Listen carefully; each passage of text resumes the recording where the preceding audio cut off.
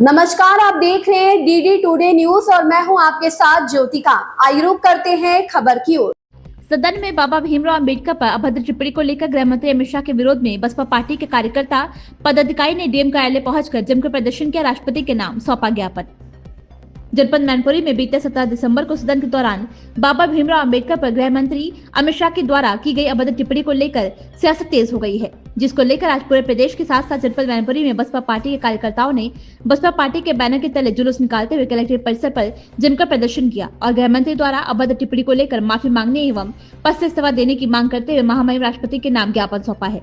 इस संबंध में मीडिया ने मंडल प्रभारी विक्रम सिंह आगरा, जिलाध्यक्ष मनीष सगर से खास बातचीत की। क्या कहते हुए नजर आए, देखिए इस खास रिपोर्ट में। मैनपुरी से अमरजीत सिंह की रिपोर्ट। आज जो है आप यहाँ जिलाधिकारी कार्यालय है, प्रदर्शन कर रहे हैं लगातार, किस मामले को लेकर प्रदर्शन कर रहे हैं? देखिएगा, अमित शाह ने जो बाबा साहब के जो आलोचना की है और हम उनका निंदा करते हैं। आज कांग्रेस पार्टी पूरे भारत में अमित शाह के विरोध में वो इस्तीफा दें या अपनी बात को वापस लें।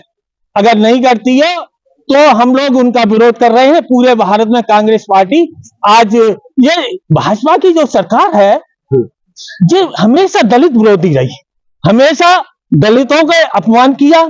आज जो इनके दिल में भावना थी वो जबान में आ गई। और ये आजादी से पहले भी मंदिरों में दलितों को नहीं जाने देते थे। मनुस्मृति का भी ये संविधान में चाहते थे। देश मनुस्मृति से नहीं चलेगा, देश संविधान से चलेगा। जो संविधान से सबको, उसी संविधान के तहत आज ये गृह मंत्री बने हैं, उसी संविधान के तहत आज इनकी सरकार है।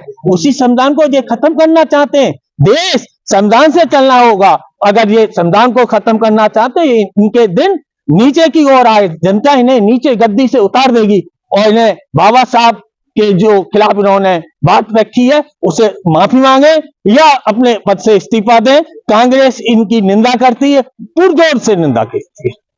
कांग्रेस कमेटी की अच्छा, यहाँ पर वो प्रदर्शन कर रहे हैं, क्या मांग है कांग्रेस पार्टी की? आज हम लोग उत्तर प्रदेश कांग्रेस कमेटी के आह्वान पर हम लोग सभी जिला शहर कांग्रेस कमेटी के कार्यकर्ता जेल चौराहे पे बाबा साहब की प्रतिमा से एकत्रित हुए हैं और वहां से पैदल मार्च निकाला, जिला अधिकारी महोदय के कार्यालय पर आए हैं। हम लोगों की यही मांग है कि भाजपा के बड़े नेता गृह मंत्री जी अमित शाह, जो उन्होंने बाबा साहब के लिए जो गलत टिप्पणी की है उसके लिए वो माफी मांगे और अपने पद से तत्काल इस्तीफा दें। जय कांग्रेस। उस दिन पहले भी आपने ज्ञापन दिया था इस मांग को लेकर, आज दोबारा से हम लोगों की केवल यही प्रदर्शन कर रहे हैं लगातार। आज ज्ञापन देने आए हैं राष्ट्रपति के नाम, क्या मांगे हैं आपकी?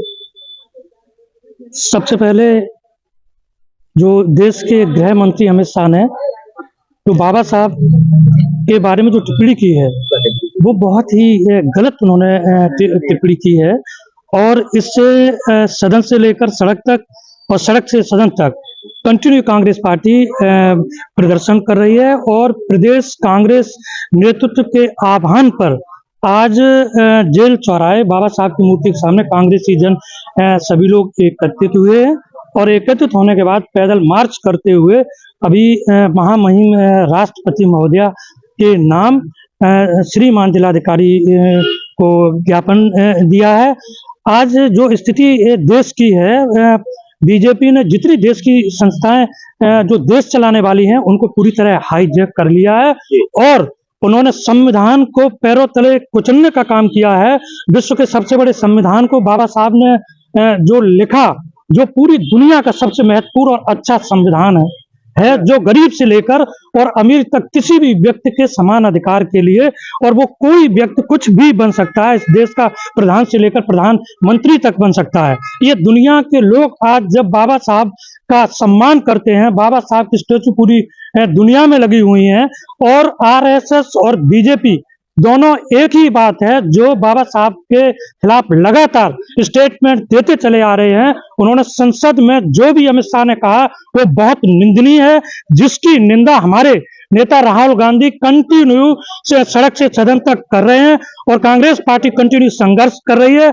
और जो इस तरह का जो स्टेटमेंट दिया है तो उन्हें तत्काल गृह मंत्री को अपने पद से इस्तीफा देना चाहिए और इस देश की जनता से माफी मांगनी चाहिए। यह इस देश का जो मतदाता है वो सबसे ताकतवर है, चाहे देश का प्रधानमंत्री चाहे कोई क्यों न हो, लेकिन इस तरह का वक्तव्य नहीं दे सकता।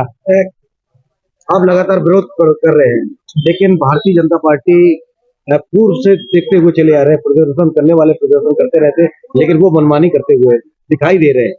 समझ रहे ना, देश जो है ना गुलामी की ओर जा रहा है, इस पर क्या कहें? बीजेपी की सरकार जब से आई है तो पहली बात तो यह है कि इस देश के प्रधानमंत्री झूठ के सिवा कभी सच नहीं बोला।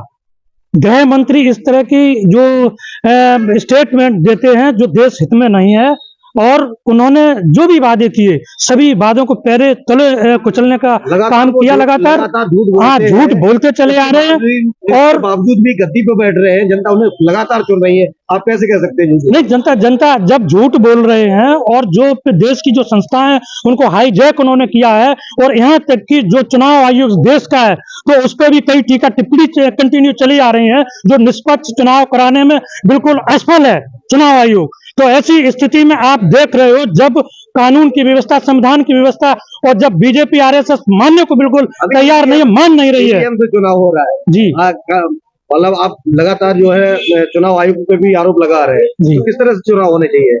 देखो, मेन बात यह है कि हमारे जो कांग्रेस पार्टी के राष्ट्रीय अध्यक्ष जी जिन्होंने स्पष्ट ये कहा है कि ईवीएम से चुनाव किसी भी हालत में नहीं होना चाहिए। अभी जो महाराष्ट्र में चुनाव हुए थे और कई जगह चुनाव हुए थे, कई चीजें इस तरह की सामने निकल के आई हैं जिस पर चुनाव आयोग जवाब दे ही नहीं है, और किसी भी प्रकार का कोई भी एकदम जनता को सही निर्णय नहीं दे पा रहा है। तो ये सारी चीजें हैं।